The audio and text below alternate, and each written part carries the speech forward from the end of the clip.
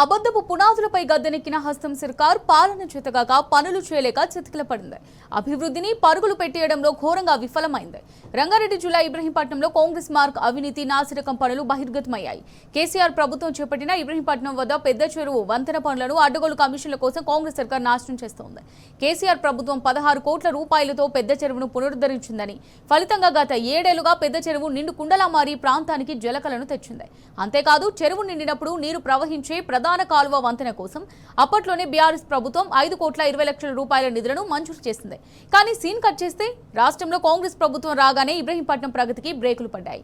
గత ప్రభుత్వం మంజూరు చేసిన ఫ్లైఓవర్ పనులను కాంగ్రెస్ కాంట్రాక్టర్లు తమ కమిషన్ల కక్కుర్తి వల్ల నాసిరకం పనులతో మమా అనిపిస్తున్నారు. 100 సంవత్సరాల పాటు పటిష్టంగా ఉండాల్సిన ప్రధాన బ్రిడ్జ్ నిర్మాణంలో ఇసుకకు బదులుగా పూర్తిగా పొడి డస్ట్, నాసిరకం సిమెంట్ ను వాడుతూ ప్రజల ప్రాణాలతో చెలగాటమాడుతున్నారు. ఇప్పటికైనా రాష్ట్ర ప్రభుత్వం స్పందించి నాసిరకం బ్రిడ్జ్ నిర్మించే కాంట్రాక్టర్పై చర్యలు తీసుకోవాలని, పూర్తి నాణ్యత ప్రమాణాలతో కొత్త బ్రిడ్జ్ను నిర్మించాలని డిమాండ్ చేశారు. లేదంటే కాంగ్రెస్ సర్కార్పై పెద్ద ఎత్తున ఉద్యమిస్తామని స్థానికులు, ప్రజాప్రతినిధులు హెచ్చరించారు. సాగర్ హైవేకు బ్రిడ్జి కడతారు. ఒక 2-3 సంవత్సరాల కింద ఒకటైంది టీఆర్ఎస్ గవర్నమెంట్లు ఉన్నప్పుడు, ఇంకో బ్రిడ్జి ఇప్పుడు కడతారు. అందులో మొత్తం రోబో శాండ్ పెట్టి కడతారు. ఇది ఒక 100 సంవత్సరాలు ఉండే బ్రిడ్జి. చాలా రవాణా ఉంటుంది రోడ్డు మీద, సాగర్ రోడ్డు మీద చాలా బిజీ ఉండే రోడ్డు.